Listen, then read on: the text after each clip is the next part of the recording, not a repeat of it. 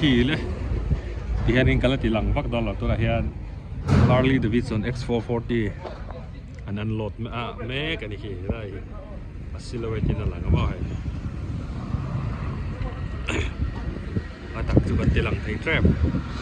อันนั้นรถที่เดินครบไปให้ออนโอ้ยชักเสียมาให้มอเตอร์ที่เลียนเสียเลยโอ้เล็กขี่เลยอ้อเลยครับผู้เย็นอ๋อโมยต้น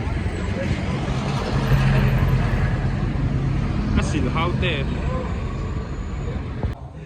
เวไรเนี่ยเวไรเนี่ย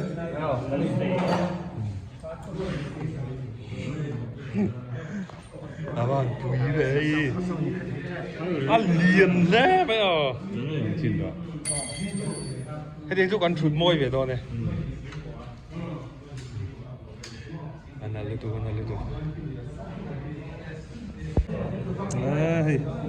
ันที่นุ่งเลยลูกเต๋นนั่นแล้วเนี่ยปุ๋ยซิงเกิลซิลินเดอร์นะปุ๋ยจะกันเอริโต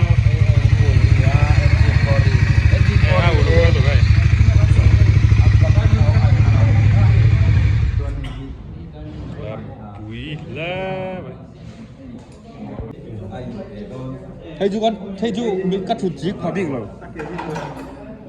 คือสปอร์ตวิลที่นุ่งเช่นแล้วผมว่า That's right exhaust นั่นก็มองเรา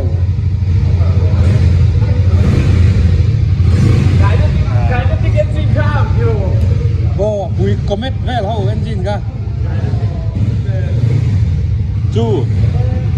short stroke long stroke engineทำก่อนดิกตั้งกันเองนั่นรถตกอันนั้นรถตกเฮ้ยกูหมดแต่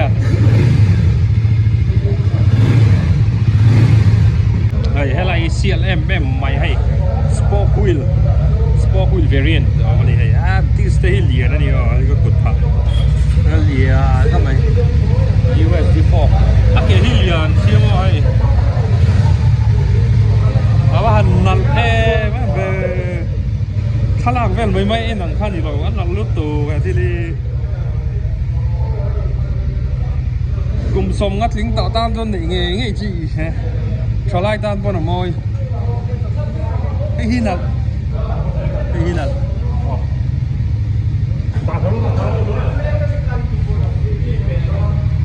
มอยรถตู้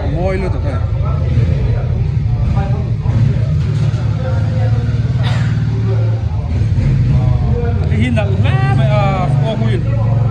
kan mel kan bit leksi selalu lah katumbak lah Harley Davidson X440 bahan 0M apui box si walk around torque lu tu kehi alia khala kami yang mai ni lo moi lu tu TFT displayเนี่ยเนี่ยNI เฮียนจังกะฮะเฮีย navigation ก็ on track ตลอดต้องมาพาหลังแท็กซี่ชัวร์นี่จังกะมันส่วนจังกะ